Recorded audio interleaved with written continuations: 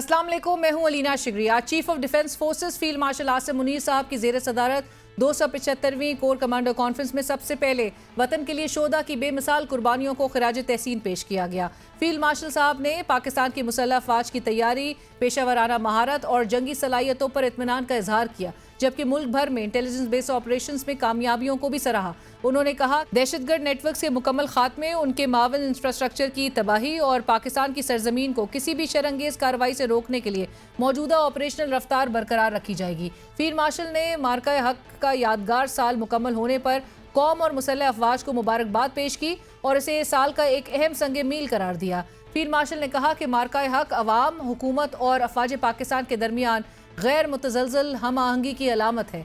दूसरी जानिब सुफरा और डिप्लोमेटिक कोर से खिताब करते हुए डिप्टी वजीर आजम और वजीर खारजा इसाक डार साहब का कहना था कि भारत ने पहलगाम वाक़े का इल्ज़ाम बगैर सबूत पाकिस्तान पर लगाया। भारत पानी को बतौर हथियार इस्तेमाल कर रहा है। हालिया दिनों में दरिया के बहाव में बदलाव महसूस किया गया, पानी रोकने की कोशिश की गई तो ये जंग तस्वर होगी। Immediately after the Pahalgam incident, India in a knee-jerk response blamed Pakistan without presenting any credible evidence. India's illegal and unilateral decision to hold in abeyance the Indus Water Treaty and its weaponization of water, the National Security Committee of Pakistan, that any attempt to stop or divert the flow of water under the Indus Water Treaty will be considered as an act of war.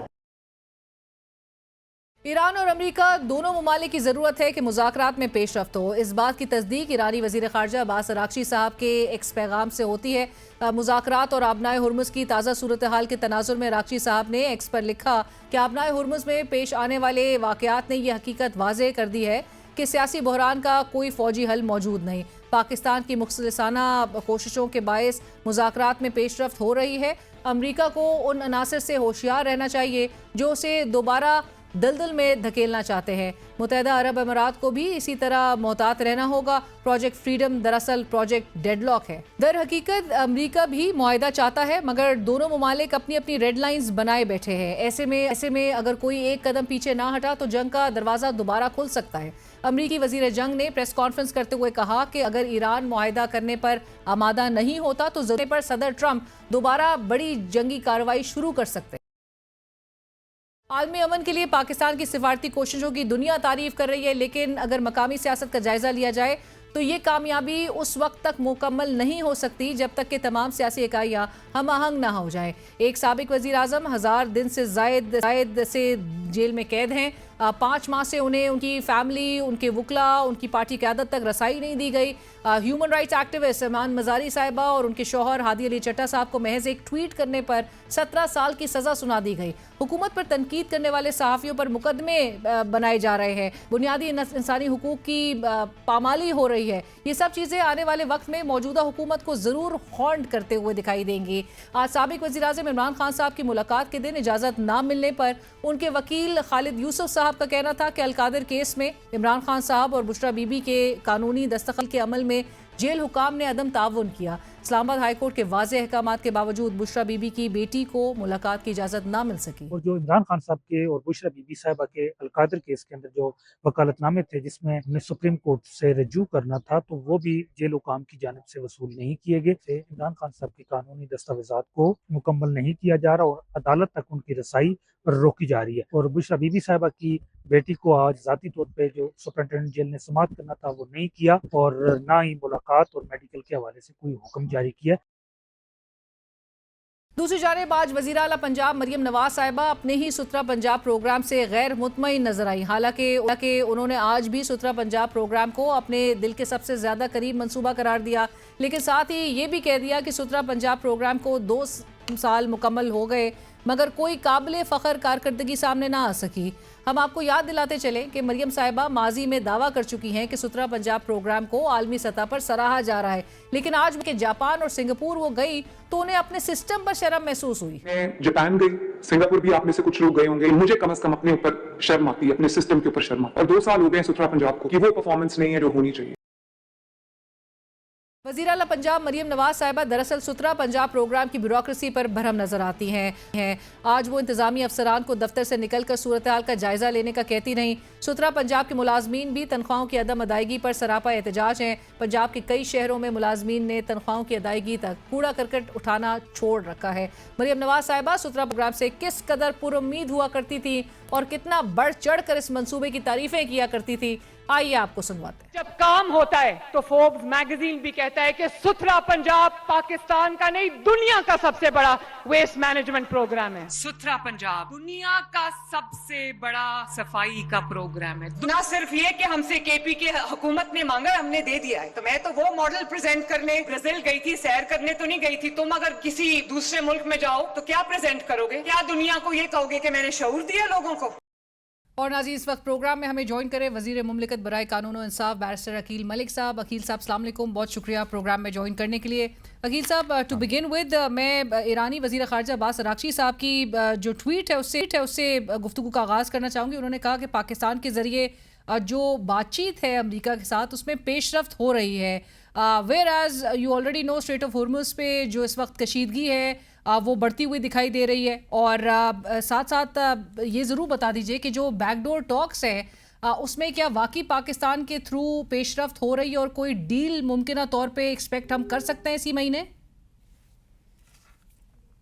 बिस्मिल्लाहिर्रहमानिर्रहीम, बहुत बहुत शुक्रिया अलीना साहिबा। बात यह है कि diplomacy still at work और जो बैक एंड फोर्थ मैसेजिंग है, पस पर्दा जो शटल डिप्लोमेसी का रोल या लीड मीडिएटर का रोल है पाकिस्तान का, वो पाकिस्तान अल्हम्दुलिल्लाह बड़े एहसन तरीके से अभी भी निभा रहा है और उसमें कोई ढकी छुपी बात नहीं है। दोनों फरीकैन ने यह एतराफ़ किया मुख्तलिफ औकात में, मुख्तलिफ घड़ियों पर उन्होंने बारहा दफ़ा अब ये जिक्र कर चुके कि पाकिस्तान ने जो एक मुस्बत और कलीदी किरदार अदा किया है उसके वो मशकूर भी हैं और अभी भी वो किरदार पाकिस्तान अदा कर रहा है और वो जारी व सारी है। और इसकी वजह ये है कि हम एक तो ख़ित्ते के हवाले से देर पा अमन की जो कोशिशें हैं पाकिस्तान की, लेकिन दुनिया पूरी में जो एक हिजानी की कैफियत पाई जाती है और कल की ही इवेंट से अगर आप मामला देख लें तो मेरे ख्याल से all eyes are on this region, but more specifically all eyes are on Pakistan as well. तो पाकिस्तान की बड़ी एक ह्यूज रिस्पॉन्सिबिलिटी है, एक बहुत बड़ी जिम्मेदारी है। लेकिन पाकिस्तान एक फ़रीक नहीं है, ये हमें बार बार ये चीज़ कहने की ज़रूरत है, बताने की ज़रूरत है कि हम इसमें फ़रीक नहीं हैं। हम एक मीडिएशन का सालसी का रोल अदा कर रहे हैं और उस सालसी के रोल अदा करने में जो बेस्ट पॉसिबल सर्कमस्टांसेस और सिनेरियो है उसको आगे लेके चल रहे हैं। जहाँ तक आपने डील की बात की, देखें हतवी बात तो आपने कल की जो न्यूज़ क्लिपिंग्स देखी होंगी या मीडिया पे, सोशल मीडिया पे भी तबसरा है कि जो 14 निकाती पॉइंट्स हैं उनका जवाब फिर ज़रिए भिजवाया।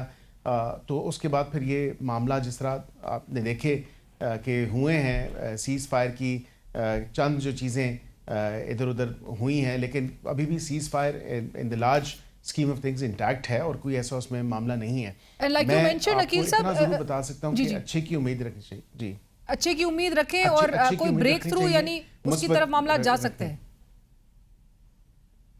जी बिल्कुल, उसकी तरफ मामला काफ़ी हद तक तो देखें ना, दबे लफ्ज़ों में क्या इतने वाशिफ शगाफ अल्फाज में जो है कह दिया कि मामलात जो हैं उस रात जब पहले 21 घंटे पहले राउंड में थे तब मामलात काफ़ी आगे बढ़ चुके थे, तय पा चुके थे, लेकिन फिर कोई हतमी तौर पे चीज़ ना सामने आ सकी। लेकिन डिप्लोमेसी स्टिल जो है ना, it's a work in progress. तो ये चीज़ें चल रही हैं और पसे पर्दा भी अभी भी चल रही हैं। तो ये चीज़ें ख़त्म नहीं हुई और इस हवाले से मुस्बत क्या ब्रेक थ्रू होता है, जो निटिग्रिटीज हैं उन पे क्या डिसीजन आता है, जो कि काफ़ी हद तक चीज़ें डिस्कस हो चुकी हैं। बट लाइक यू मेंशन्ड, कल की जो सिनेरियो आपने जिस तरह से कल का सिनेरियो मेंशन किया और प्राइम मिनिस्टर शहबाज शरीफ साहब ने भी उसको स्ट्रांगली कंडेम किया, जो यूएई की इंफ्रास्ट्रक्चर पे, सिविलियन इंफ्रास्ट्रक्चर पे जो हमले हुए हैं, ड्रोन अटैक्स हुए हैं, और फिर प्राइम मिनिस्टर ने अपनी ट्वीट के ज़रिए ही उन्होंने सीज़ फायर की जो पासदारी है उस पर भी जोर दिया है। पाकिस्तान को वकील साहब क्या इस बात पर तशवीश है कि जो सीज़ फायर की वायलेशन हो रही है वो ईरान की जानिब से हो रही है और यूएई ने भी चूँकि साफ अल्फाज में कह दिया है कि they have the right to respond, तो हमें क्या है कोई इस हवाले से कोई सस्पिशन? देखिए, मैं ये ज़रूर आपको कह सकता हूँ कि ये बहुत एक डेलिकेट सिचुएशन है, एक नाजुक सूरत हाल है। इस पे मैं इससे ज़्यादा कमेंट नहीं करूँगा। मैं सिर्फ आपको ये कहूँगा कि बिल्कुल हमारा जो प्रिंसिपल स्टांस रहा है तमाम फरीकैन के साथ और जो उसके साथ जो कह लें in the larger scheme of things या इन द वाइडर पिक्चर अगर आप देखें जो खलीजी ममालिक भी उसके अफेक्टेड हैं, हमने एक प्रिंसिपल स्टांस लिया और डे वन से हम वही ले रहे हैं। अब ये तो नहीं हो सकता कि हम उस पर अपना प्रिंसिपल स्टांस जो है वो साइड लाइन कर दें। हमारा प्रिंसिपल स्टांस हर मामले में जो हमारी वाजे फॉरेन पॉलिसी है, जो पोजीशन है, वो हमने सामने रखी है, बावजूद इसके कि एक इतना मुश्किल जो मीडिएशन का प्रोसेस है वो स्टिल ऑन गोइंग है। तो इसी हवाले से देखें ना, आप अपने आप को जब फरीक नहीं बनाते और सब आपकी इम्पार्शियलिटी को अप्रिशिएट भी कर रहे हैं और उसको बिल्कुल तस्लीम भी कर रहे हैं, तो यही होता है वो मौका जब आप एक अपना प्रिंसिपल स्टांस रखते हैं। तो हमने इसीलिए वो प्रिंसिपल स्टांस रखा और बैकडोर जो चीज़ें चल रही हैं, इन द वर्क्स हैं, वो कंटिन्यू कर रही हैं और वो कंटिन्यू करती रहेंगी। हाँ, ये ज़रूर हो सकता है कि चाइना विजिट से पहले जो सदर ट्रंप का चाइना का विजिट है 14-15 मई, मैं पहले भी कह चुका हूँ कि सीज फायर के साथ साथ ये छोटी मोटी चीज़ चलती रहेगी और उसके साथ ये भी होगा कि लार्जली जो है सीज फायर इंटैक्ट ही रहेगा इंशाल्लाह, और वो उसकी कोई डेट भी नहीं है, लेकिन चाइना विजिट से पहले अच्छा ब्रेक थ्रू हम एक्सपेक्ट कर सकते हैं। यानी 15 मई से पहले ब्रेक थ्रू हम एक्सपेक्ट कर सकते हैं, आपने ये कहा है, राइट। बट ये जो नाजुक सूरत हाल की आपने जिक्र किया अकील साहब, एक नाजुक सूरत हाल और जो नाजुक मोड़ से पाकिस्तान मुसलसल हर दौर में ही हमें बताया जाता है कि गुजर रहा है। अभी भी वज़ीर आज़म शहबाज शरीफ साहब जिस तरह कह रहे हैं कि 2 साल की जो तमाम मेहनत थी उस पर इस जंग ने जो है वो पानी फेर दिया है। 17-18% तक कहा जा रहा है, हमारे मुल्क के जो इकोनॉमिस्ट है वो खदशा जाहिर कर रहे हैं कि आपकी इन्फ्लेशन अफरात ज़र की शरह 17-18% तक जा सकती है। क्या रिलीफ देंगे आप? और जिस तरह की पेट्रोलियम मसनूआत की कीमतों में तवातर के साथ जो इजाफा हो रहा है, सिर्फ गरीब तो जो है उसकी तो कमर टूट गई है। आप दुरुस्त कह रही हैं, मैं इससे बिल्कुल जो है मुत्तफ़िक हूँ इस बात से कि बिल्कुल ये एक ऐसी सूरत हाल थी जो कि अनइमेजिनेबल थी। इस खित्ते में ये नहीं सोच सकता था कोई कि तेल और तेल से सब चीज़ें जुड़ी हैं। आपको पता है कि दुनिया का 20% जो ऑयल की ट्रांसपोर्टेशन है वो इसी स्ट्रेट ऑफ हॉर्मुज़ से होती है, अबनाए हॉर्मुज़ से। इसी तरह जो पाकिस्तान की अपनी जो 80-85% चीज़ें हैं इम्पोर्टेड तेल से ही तमाम तर मामला चलता है। और आप बट अकील साहब वैसे स्ट्रेंजली जो स्ट्रेंजली आपने कहा आलमी मार्केट में जिस तरह की ऑयल प्राइसेस से पाकिस्तान में एक प्राइसेस बढ़ाई जा रही है, इंडिया में क्यों नहीं बढ़ रही प्राइसेस? जी, उसका भी मैं मवाजना आपको बता देता हूँ। सबसे पहले तो हम एक बड़े मुश्किल और स्ट्रिक्ट IMF प्रोग्राम में हैं। भारत जो है उस तरह के किसी प्रोग्राम में नहीं है, और बांग्लादेश से भी अगर मवाजना करना है, उनकी इकोनॉमीज और हमारी इकोनॉमी, तो सर ये फिर इंटरनेशनल ऑयल प्राइसेस नहीं है, फिर ये हमारा हमें IMF की कंडीशंस हमें उसकी कंप्लायंस के उसमें, और फिर हमारे जो एक टैक्स का शॉर्टफॉल है उसको पूरा करने के लिए सारा गरीब को उससे गुजारना है। नहीं, गरीब नहीं, वो अक्रॉस द बोर्ड देखें। टारगेटेड सब्सिडी गरीब के लिए फिर ये FBR की नाअहली हुई ना अकील साहब। हवाले से आपने देखा कि 100 रुपया पर लीटर जो है डिजिटल वॉलेट्स के थ्रू जो है मोटरसाइकिल यूजर्स जो हैं उनको हमने दिया। इसी देखिए, टारगेटेड सब्सिडी तो हमने दी है, जो कि हमने बड़ी लड़ धड़ के IMF को हमने कहा कि ये टारगेटेड सब्सिडी गरीब पे बोझ नहीं पड़ सकता। हाँ, अशिया खुर्द-ओ-नोश की चीज़ें जो हैं उनकी कीमतों में इजाफा होगा, क्योंकि हर चीज़ तेल से कनेक्टेड है। अब चीज़ें जो ट्रांसपोर्टेशन होनी है, एक शहर से दूसरे शहर जानी है, उसमें गाड़ी का इस्तेमाल होगा, रेलगाड़ी का इस्तेमाल होगा, ये डिफरेंट मोड्स ऑफ ट्रांसपोर्टेशन है। पेट्रोल तो इस्तेमाल होता है ना, ये डीजल तो इस्तेमाल होगा, तो उसमें तो देखिए कीमत तो वो फिर एंड कंज्यूमर तक तो वो पास ऑन होती है। दुनिया पूरी में इसी तरह होता है। अलीना साहिबा, सर हमें तो ऑन द होल एक ब्रॉडर कैनवस में आप देखें तो ये तो गवर्नमेंट की शेयर इनकॉम्पिटेंस है, और उसका खमियाजा जो है वो कॉन्सिक्वेंस अवाम भुगत रही है, हम भुगत रहे हैं। और हम क्यों भुगते हैं? गवर्नमेंट अपने खर्चात कम नहीं कर रही। पंजाब हुकूमत जो है वो अरबों का जहाज लेती है अकील साहब, जजेस की जो है वो तनख्वाहें बढ़ा दी जाती है, IMF उस पर कोई एतराज नहीं करता। नहीं, मैं देखें एक तो बात जो आपने कही कि हुकूमत की शाह खर्चियाँ, हुकूमत ने ऑस्टेरिटी मेजर्स लिए हैं, और बिल्कुल आपको पता है कि austerity measures right now still intact हैं। सर कौन से ऑस्टेरिटी मेजर्स हैं अकील साहब, इसको पहले इलैबोरेट करें प्लीज। मैं आई वुड वांट कि आप जी आप ये इलैबोरेट करें कि कौन से ऑस्टेरिटी मेजर्स। सर 40 गाड़ियों का प्रोटोकॉल होता है शहबाज शरीफ साहब के साथ। जी नहीं, देखें बिल्कुल इंतहाई ज़रूरी जो प्रोटोकॉल है, जो एक वज़ीर आज़म की सिक्योरिटी डिटेल बहुत ही मिनिमाइज्ड सिक्योरिटी डिटेल है, उस हवाले से उन्होंने किया। अगर वो सर वुज़रा के साथ मैं आपको ये भी जरूर बताऊं कि सदर साहब के साथ नहीं, वुज़रा की बिल्कुल गाड़ियां जो बड़ी गाड़ियां थी वुज़रा ने वापस कर दी हैं। मैं खुद आपको बता सकता हूं राइट नाउ। सर इतने लंबे प्रोटोकॉल में चल रहे हैं सर, रहने दें। नहीं नहीं नहीं नहीं नहीं नहीं, बिल्कुल भी नहीं। और जो बड़ी बड़ी गाड़ियों से छोटी गाड़ियों पे आ गए, और जो पेट्रोल की हमारी अलाउंस होती थी वो भी जो है वो 50% से स्लैश नीचे हो गई है।